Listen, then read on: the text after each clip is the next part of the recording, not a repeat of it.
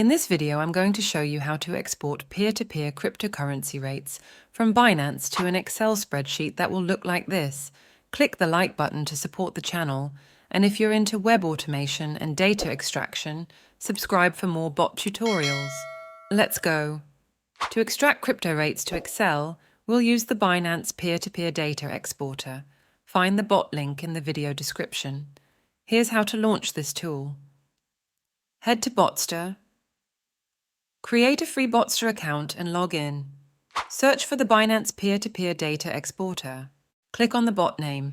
Click on the green button to start the bot. Name your job. Select the currency. Select the fiat value. Select the payment type. Select the transaction type. Specify how many results you need to export. If needed, set the bot to run periodically. Select notification type, email, Google Drive, Slack, Telegram, Webhook, or Zapier. Click the green button to launch the bot into action. Done. Click on CSV, Excel, or JSON to save the extracted P2P cryptocurrency rates to your computer, or click on View Data to open the results online. We have a list of P2P cryptocurrency rates, buyers' names, prices, and more. View the full example file from this video on the bot page.